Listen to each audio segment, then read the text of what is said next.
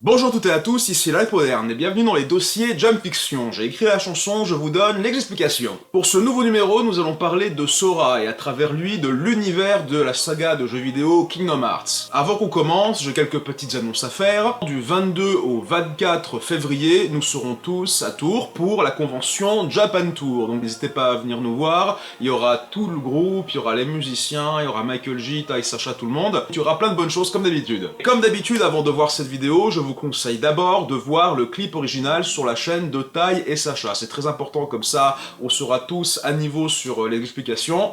Je vous laisse regarder. C'est bon?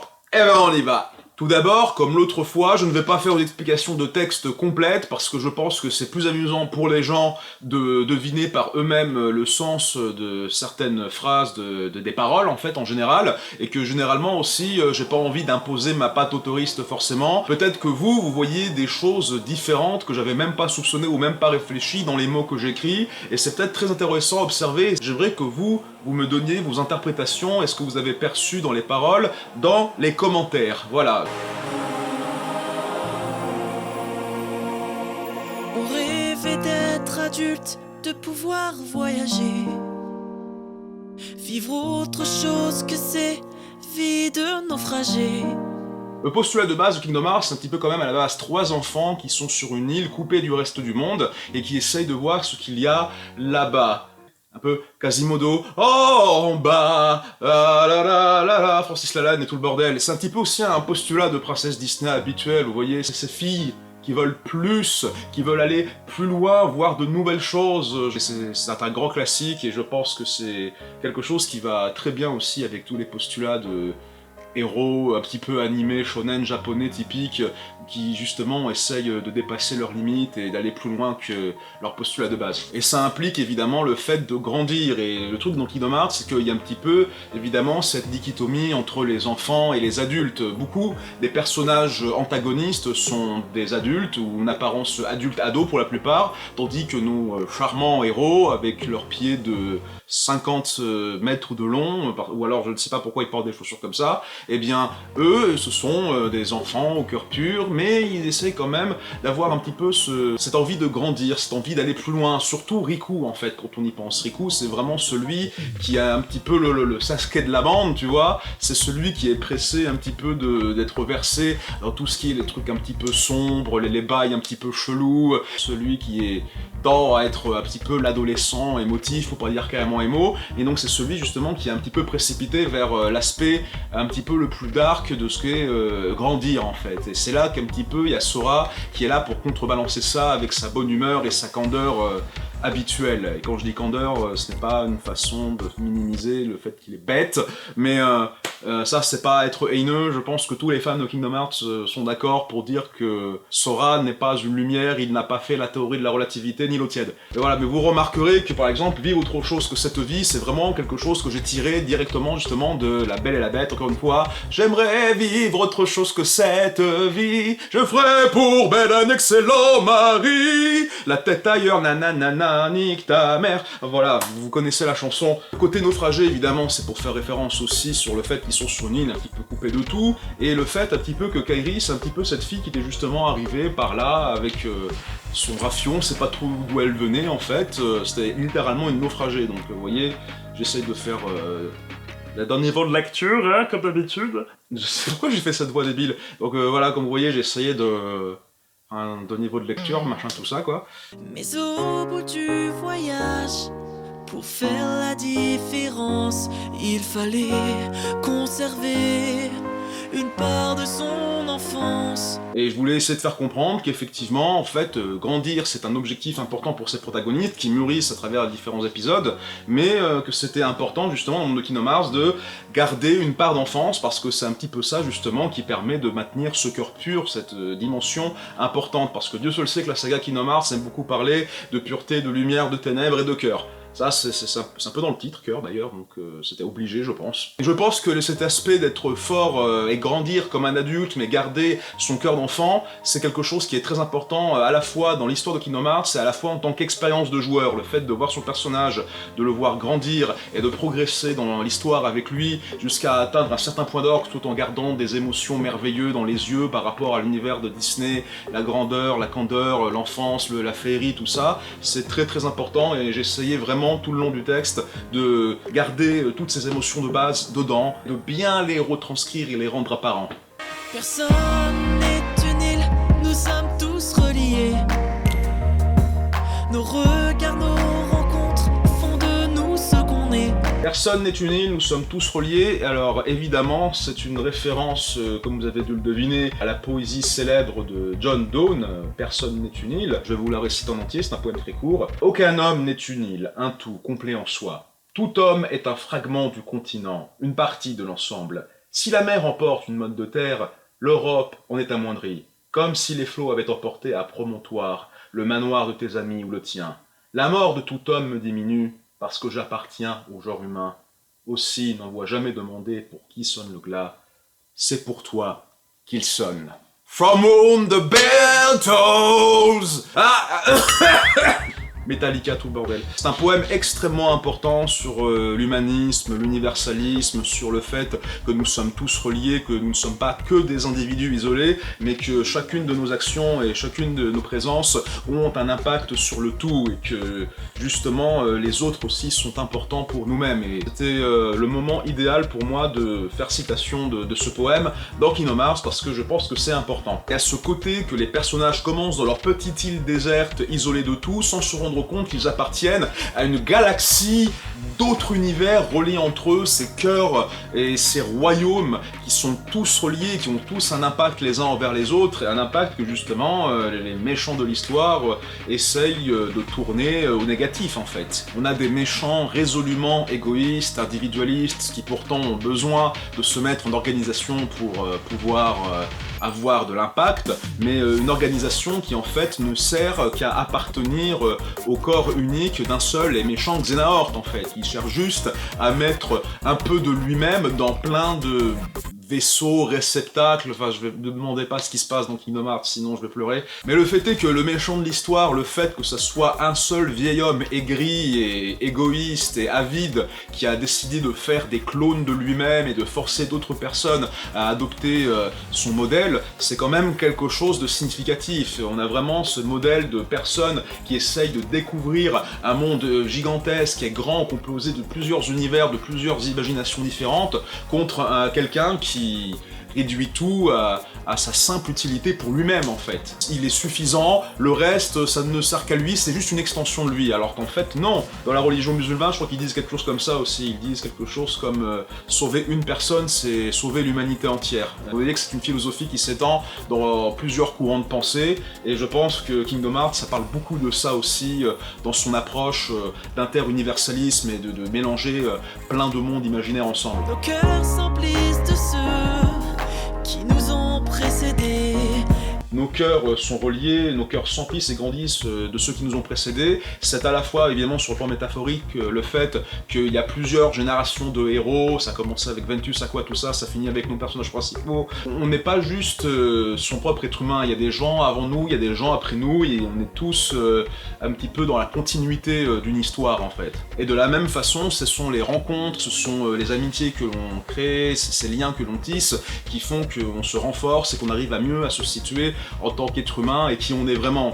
Tout ça, c'est le sens métaphorique, mais tu peux dire aussi qu'au sens littéral, effectivement, Sora devient fort grâce au pouvoir de l'amitié. Il arrive à tisser littéralement des liens avec des personnages Disney grâce à la puissance de son cœur, ce qui fait qu'il peut carrément les invoquer au combat. Et le fait est qu'il a tellement un cœur de 50 téraoctets qu'il arrive à avoir une âme entière à l'intérieur, tu vois, avec ses histoires de Ventus et tout ça. Donc voilà, j'ai trouvé ça très amusant. L'amitié, l'amour, le stockage de données humaines, tout ça. Sous le signe du X, la paix de l'âme est refusée. Il devient inventif au moment de nous tourmenter.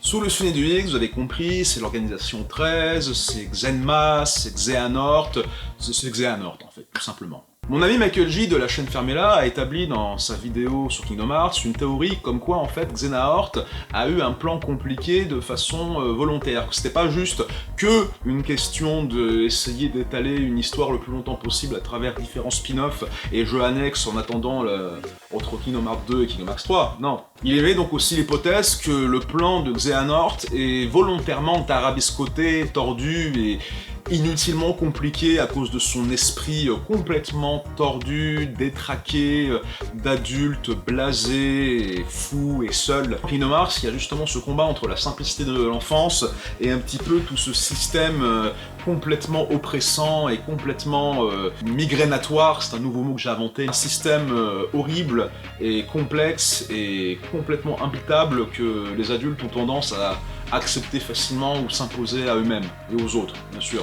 C'est vrai que Xehanort a fait tellement de mal à tellement de personnes à travers différentes époques, différentes générations, je veux dire, si vous avez envie d'écrire une histoire simple que tout le monde comprend, vous devez éviter de faire ces trois types d'histoires. Des clones, des voyages temporels et des dimensions ou univers parallèles ou virtuels. Voilà. Il a fait les trois, ce con. Il a fait les trois. Vous pouvez dire qu'effectivement, le personnage de Xehanort n'est inventif qu'au moment de faire du mal au héros, tourmenter les spectateurs avec une histoire auquel il faut vraiment s'accrocher pour avoir tous les tenants et aboutissants. Mais ce qui est intéressant de la part de Michael J aussi, c'est qu'il semble vouloir dire que, essentiellement, le plus important, c'est de suivre l'histoire personnelle de Sora, car de son point de vue, vous remarquerez dans les jeux que Sora n'est pas un personnage qui en a quelque chose à foutre de toute la complexité des histoires de Xehanort et tout le bordel, en fait. Pour lui, il veut juste sauver ses amis, sauver le monde, et c'est tout ce qu'il apporte, en fait. Il comprend que s'ils sont méchants, il faut leur taper dessus, et que s'ils sont gentils, il faut partager le cœur pour éviter les ténèbres. Et ça, je pense que c'est extrêmement rafraîchissant comme point de vue. Je pense que c'est même très sain de plutôt se contenter du point de vue de Sora que d'essayer de se lancer à fond, sauf évidemment si vous adorez le lore de Kingdom Hearts, effectivement ça peut être très fascinant, il y a des livres qui ont été écrits là-dessus. En tout cas l'important c'est que dans un monde compliqué, il ne faut pas perdre de vue ses objectifs, ça Sora l'a bien compris, comme disait un grand sage, si tu ne peux pas changer le monde, au moins ne laisse pas le monde te changer. Je suis sûr que c'est quelqu'un de très intelligent qui a dit ça, mais pour ma part, la première fois que j'ai entendu parler de ça, c'était dans le film Speed Racer. Combattez-moi sur Twitter. Quand les ténèbres s'immiscent, alors nos cœurs s'unissent, confiants entre nos mains la clé de la porte. Et donc on va finir un peu sur le refrain, j'en parle vite fait, vous remarquerez qu'on a donc les images, les thèmes, les icônes les plus importantes de Kingdom Hearts qui sont réunies en un seul endroit. Vous avez évidemment les ténèbres, les cœurs, donc les ténèbres qu'on voit à l'intérieur des cœurs justement, ce qui était justement l'objet de l'étude de Ansem, Xenmaz, Xehanort, tous ces gens, vous voyez. Vous avez la notion de l'union des cœurs, le fait des liens qui se créent entre les personnages, le fait que le pur pouvoir des sentiments, des émotions et du cœur sont capables de créer des miracles et de relier des personnes même à travers des distances infiniment lointaines, et que justement ils sont capables de faire barrage à ces ténèbres, à cette solution de facilité pour avoir de la puissance rapidement et facilement. Vous avez donc la clé pour la Keyblade, l'objet phare, l'objet totem même de Kingdom Hearts, la porte bien sûr, la porte vers quoi? Vers l'imagination, entre ces deux visions. La vision justement de Disney et la vision de Square Enix, vouloir réunir deux mondes qui a priori ne sont pas censés du tout aller ensemble, mais c'est quand même miraculeux tout ça, d'avoir réussi à réunir des univers aussi fondamentalement différents pour en faire quelque chose de plutôt homogène et de vraiment grandiose et spectaculaire, fourni de détails, franchement, rien que pour ça, je respecte. J'ai beau avoir beaucoup de soucis conceptuels, narratifs, artistiques avec Kingdom Hearts, quand même, je respecte beaucoup cette démarche d'avoir réussi à fusionner tout ça. Et littéralement, je pense que ça parle à tout le monde, parce qu'effectivement, quand les choses vont mal, quand la vie est nulle, le fait de pouvoir se tourner vers des univers imaginaires afin de se ressourcer un petit peu, se régénérer avant de se relancer dans la bataille, la clé en main, faire la porte vers l'imagination, cette imagination salvatrice, c'est quelque chose d'important en fait. Tout ça, ce sont des émotions salvatrices, des émotions qu'on trouve dans Kingdom Hearts, et des émotions que j'espère, vous, très chers spectateurs, vous saurez trouver justement dans votre vie de tous les jours. Le ciel sera nous guider. c'est pas vraiment de moi ça. J'aime beaucoup cette ligne, mais je dois dire que je n'en suis pas l'auteur, c'est une invention de Tai et Sacha. Le ciel saura nous guider, vous remarquerez l'astuce parce que, en fait, Sora, voilà, ça ressemble au mot Sora et ciel, en japonais ça se dit Sora, et donc t'as le Sora nous guider, et ils sont géniaux. Applaudissez Tai et Sacha, meilleur jeu de mots 2019, et on est qu'en février. Et pour vous prévenir aussi, je me suis lancé un peu un défi pour cet épisode sur Kingdom Hearts, parce que Sacha adore ça, Tai, ça l'intéresse, hein, les RPG, il aime bien ça, mais moi, en ce qui me concerne, je suis extrêmement désolé de vous le dire, mais Kingdom Hearts, c'est une franchise qui me pose des soucis. Non, c'est pas que je déteste Kingdom Hearts, pas du tout, je trouve ça très intéressant. Moi, je suis quelqu'un qui est à fond dans la culture jeux vidéo, et pour moi, Kingdom Hearts, c'est quelque chose d'impactant et de très intéressant à observer dans la culture vidéoludique, et dans la culture multimédia en général. C'est juste qu'en tant que jeu vidéo et en tant qu'œuvre narrative, j'ai pas mal de choses sur lesquelles je ne suis pas d'accord en termes de direction créative. C'est moi qui fais mon critique, mais disons que je rejoins la team des gens qui pensent que les dialogues sont un peu maladroits et un peu rigides. Peut-être que ça aurait pu bénéficier d'une meilleure clarté narrative. Néanmoins, je tenais quand même à aller au-delà de mes préjugés et de mes soucis pour essayer de rendre justice à cette franchise qui est quand même importante pour beaucoup de gens. Et voilà, c'est tout pour ce dossier Jump Fiction. Qu'est-ce que vous avez interprété du texte? Qu'est-ce que vous avez remarqué comme détail? Je suis très curieux de voir ce que vous en pensez. Donc encore une fois, n'hésitez pas à aller dans les commentaires pour partager vos idées. Ensuite, n'hésitez pas aussi à soutenir l'émission en allant sur la chaîne de Tai et Sacha pour voir les autres épisodes de Jump Fiction et peut-être acheter les musiques en instrumental, en version chanson, et peut-être à nous soutenir sur les plateformes de financement participatif comme Utip par exemple. Voilà, c'est tout pour moi. Donc amusez-vous bien sur Kingdom Hearts ou sur n'importe quel autre jeu, passez un bon mois de février. On se retrouve pour les conventions ce week-end prochain, et tout simplement, soyez heureux, et à bientôt pour une nouvelle Jump Fiction. Bye bye! Quand les ténèbres s'immiscent, alors